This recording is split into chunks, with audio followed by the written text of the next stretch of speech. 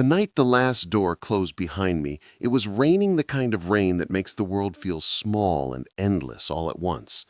I stood outside my flat in London, holding a single cardboard box that contained what was left of 10 years of my life.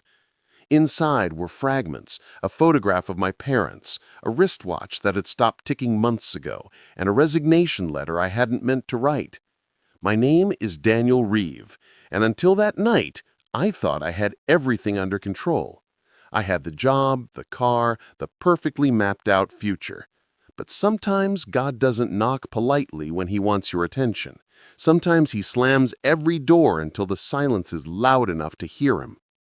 2 weeks earlier, I'd been promoted to partner at one of London's most prestigious architectural firms. That same day, my father passed away quietly in his sleep, a simple note in the hospital's handwriting, scrawled with time of death 2:43 a.m. I didn't even make it to the bedside. I was in a meeting discussing glass facades and profit margins. The funeral was simple, unadorned, just as he'd wanted. Rain soaked through the canopy, blurring faces into streaks of gray. My mother had died years before, so when they lowered his coffin, the last bit of family I had left disappeared into the ground. I remember staring at that patch of earth, thinking, what now? But there were deadlines to meet, buildings to finish, clients to please. I buried my grief under blueprints and coffee, pretending I was fine. Grief is patient, though. It waits for silence. A month later came the collapse. The firm lost a government contract worth millions, and in the scramble for blame, my name landed on the line. One morning, my director called me into his office and said the words no one expects to hear after years of loyalty. "I'm sorry, Daniel. We have to let you go." That was it. No second chances, no explanation. Door number 1 closed. The next door shut that same evening. Sophie, the woman I'd been dating for 3 years, packed her bags and said, "I can't do this anymore. You're here, but not here, and I'm tired of waiting for you to feel again." She walked out before I could find words to stop her. Door number 2 closed. By the end of that week, I was alone in a flat that felt more like a museum of mistakes than a home. Bills stacked on the counter, silence hanging heavy like fog. I tried to pray, but the words came out flat, rehearsed, empty. "God, what do you want from me?" I whispered one night. The only answer was the ticking of the broken wristwatch on my desk, a reminder that even time had given up. So I walked.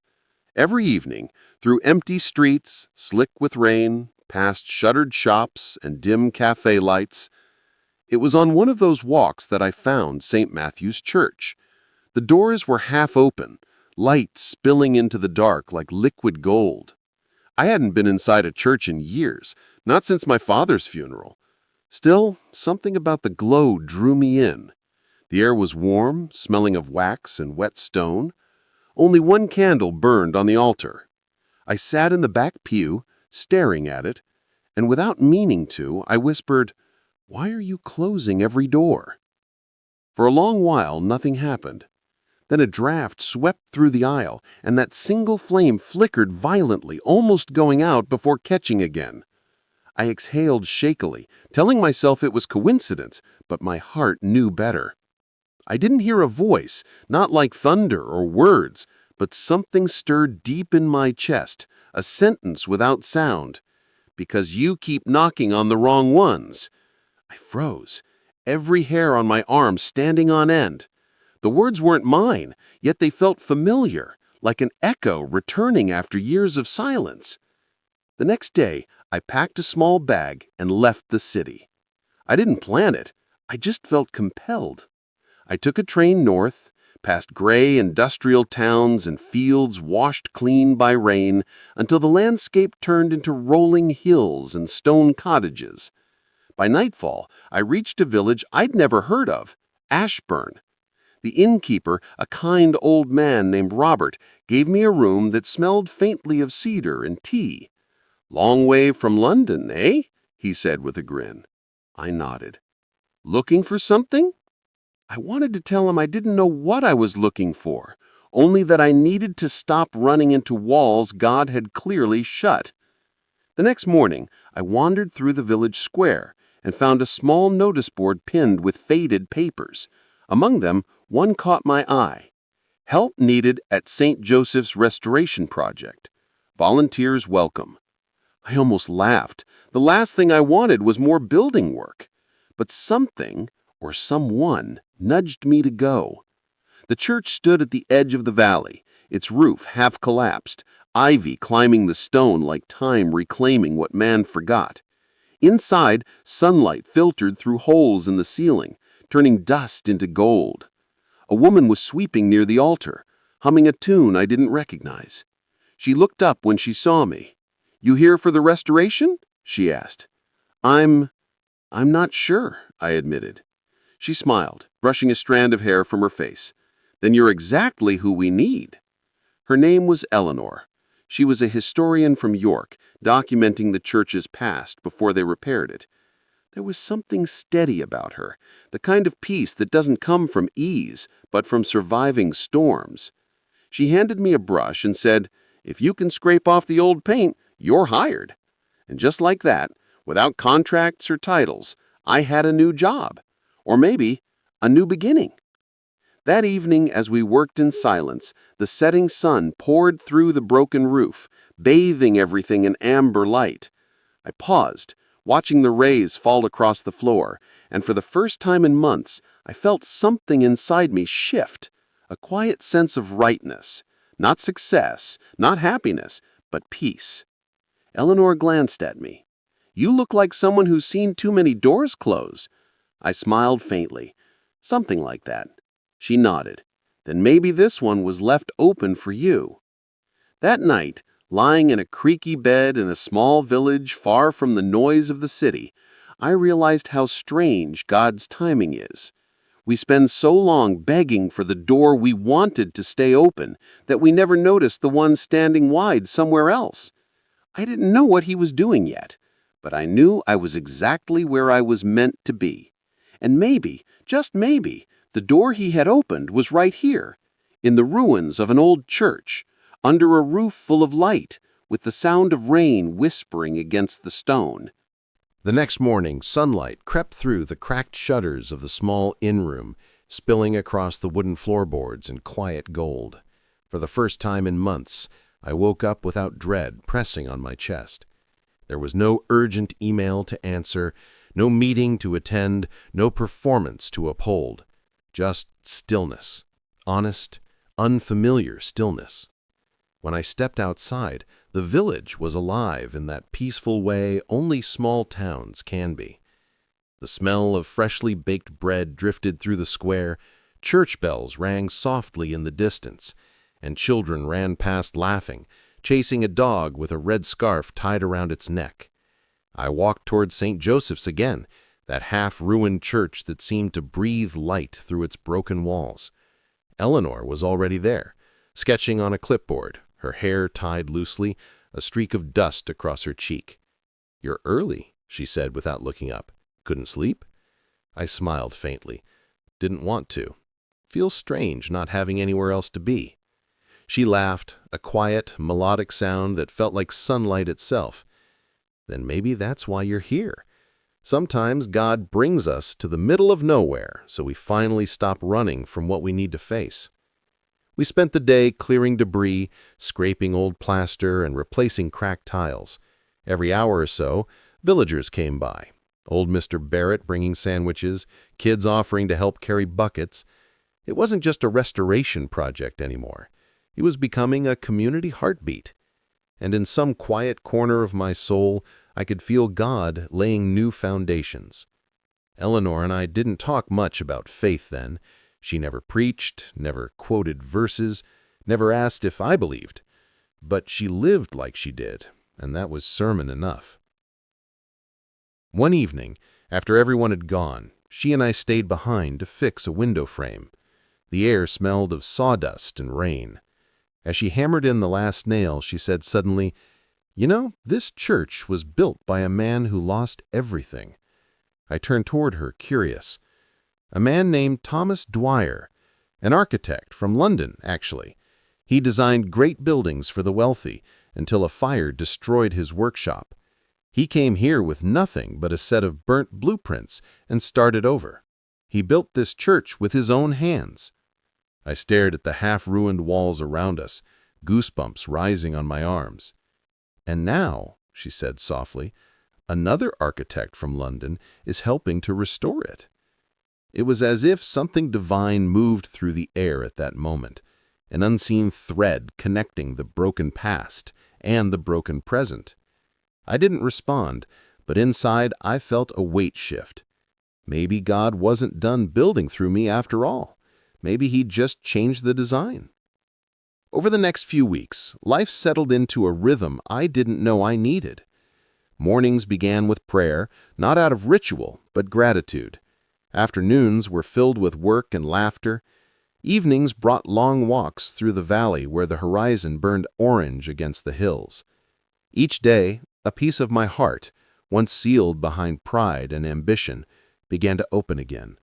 And strangely, so did doors. A local councilman heard about the restoration and offered funding. Volunteers came from nearby towns. Newspapers started writing small features. Architect helps rebuild village church. But I wasn't chasing recognition anymore. I was chasing purpose, the kind that isn't measured in applause, but in peace. One afternoon, as we were repairing the main archway, Eleanor asked, "Do you ever think you were meant to lose everything?" I wiped the sweat from my brow, thinking. I used to think God was punishing me, I admitted. But now, I think He was redirecting me. She nodded, her eyes distant. Sometimes the walls have to fall before we can see the sky. I smiled. You sound like someone who's lost a few walls yourself. She chuckled softly. Maybe that's why I'm here too. That night, I found her sitting in one of the pews, staring at the candlelight. You all right? I asked. She didn't answer first. My brother used to sit here, she said finally. He was a priest. This was his church. He died 3 years ago in a car accident. I promised I'd finish what he started. Her voice cracked on the last word, and for a long moment, the only sound was the wind moving through the broken roof. I sat beside her, saying nothing. Grief recognizes grief. It doesn't need words. Finally, I whispered, "Maybe you didn't lose him. Maybe you're building with him now." She looked at me, eyes shimmering with tears and fire all at once. "Maybe," she said softly, and smiled. From then on, something changed between us. We didn't talk about it, but it was there. A quiet bond, forged in loss and lit by faith. We became mirrors for each other's healing. Where I had once seen failure, I now saw foundation. Where she saw ruins, she now saw resurrection. The church slowly began to take shape, not just in structure, but in spirit. By winter, the roof was nearly complete. On the night we fixed the last beam, snow began to fall, soft, silent, miraculous. Eleanor stood beside me, looking up at the sky. Funny how we spend our lives begging God to open doors, when sometimes He's waiting for us to build one. I laughed quietly. Guess I've been learning that the hard way. She turned to me, eyes glowing in the candlelight. Hard doesn't mean wrong. That night, lying awake in my small room, I thought about everything I'd lost, my father, my career, Sophie, and realized how strangely full my heart felt now. Not because I'd regained what was gone, but because I'd finally found something that couldn't be taken away. For the first time in my life, I stopped asking God why. I just said, "Thank you." A few days later, Eleanor left for York to gather historical records for the church's reopening ceremony. Before she left, she handed me a small envelope. "Don't open this until we finish," she said. I promised. She smiled, that soft, knowing smile I'd come to depend on, and walked away into the snow. The next morning, the post arrived, a letter addressed to me from an unknown sender. Inside was a simple message. "Daniel, we heard about your work in Ashburn. The council would like to offer you the position of lead architect for the regional restoration project. I stared at the letter for a long time, tears forming in my eyes. For the first time, I laughed. Really laughed. The kind of laugh that breaks chains. When God closed every door, He really did open one I never saw coming. The day of the church's reopening arrived wrapped in the kind of dawn that feels touched by heaven itself. The sky above Ashbourne blushed in pale gold, the air sharp and sweet with frost. Bells tolled softly in the distance, echoing over the valley as villagers gathered outside St. Joseph's.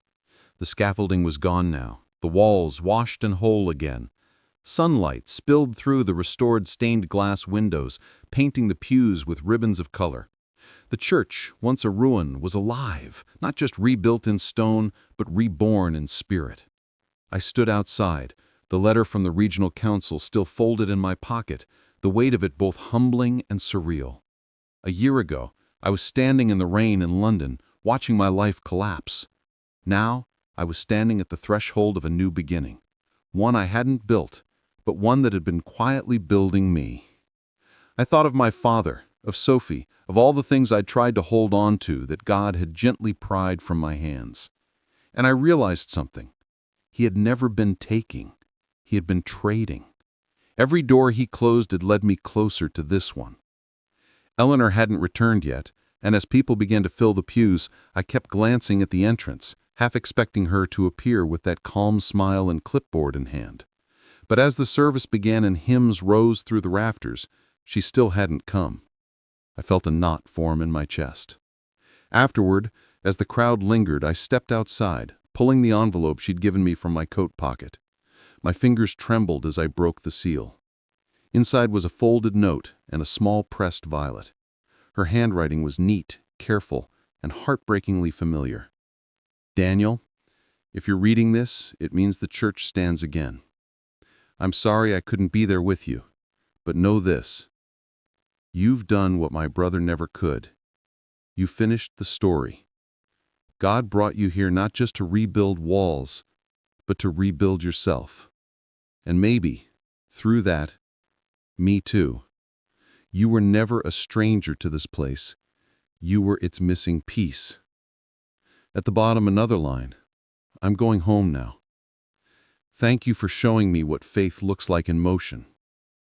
My knees weakened, and I sat on the church steps, the letter shaking in my hand. I didn't know what going home meant, but something inside me feared the answer. I ran to the inn, asking Robert if he'd seen her. His expression fell. A car accident. Outside York, early this morning, he said softly. She didn't make it. The words didn't hit all at once. They sunk slowly, painfully, like stones into still water. I stood there, numb, the noise of the village fading until there was only the sound of my heartbeat, steady, heavy, breaking. That night I went back to the church alone. Snow had started falling again, thin and quiet. I lit a single candle on the altar, the same way I had the night I first walked in. For a long time, I said nothing. I just stared at the flame and let my tears fall freely. Why her? Why now? And then, faint but unmistakable, that same warmth returned, the one I'd come to know as his presence, not in words, but in knowing, because her work was done, and yours isn't. I closed my eyes, the tears still coming, and whispered, "Then show me what's next." The flame flickered once, then steadied, like a heartbeat finding rhythm. I understood. She had finished her brother's dream, and I had finished hers. And through both, God had finished something in me. In the months that followed, I accepted the position offered by the council. But instead of returning to London, I chose to base my work in Ashbourne. The first project I took on was one Eleanor had written about in her journal. A small school beside the church, a place for children from broken families. We named it the Open Door. Every time I passed its gates and saw the laughter spilling from inside, I thought about how perfectly God writes stories when we stop trying to hold the pen. Years later, I still visit that church. It stands as strong as the day we reopened it, its bells now restored and ringing every morning at sunrise. There's a plaque inside the entryway. In memory of Thomas Dwyer, who built, and Eleanor Harris, who rebuilt. Some doors open only through faith. Beneath that, in small letters, my name is engraved too. Not as the designer, but as the man who found his way home. And every time I see that, I smile, because that's what this was all along. Not punishment, not loss, but homecoming. Sometimes when the light hits the stained glass just right, I swear I can see their faces. Eleanor's calm eyes, her brother's faint smile, colors of heaven shimmering through their silhouettes. And in those moments, I don't question anymore. I don't ask why or when or how. I just whisper, thank you. Because I finally understand God never closes a door without already building the one you're meant to walk through. If you'd told me years ago that losing everything, my career, my love, my certainty, would lead me here, I would have laughed. But now I know that faith isn't about seeing the path. It's about walking in the dark, trusting that every closed door echoes with the sound of his craftsmanship on the other side. He doesn't break us to ruin us. He breaks us to remake us. The church bells ring again as I leave, slow, steady, familiar. The snow falls soft and bright against the valley, and I find myself smiling at the sky. You really did open one I never saw coming, I whisper. And for the first time in my life, I don't feel like I'm standing outside looking for a door. I feel like I've walked through it, into grace, into peace, into something unshakably eternal.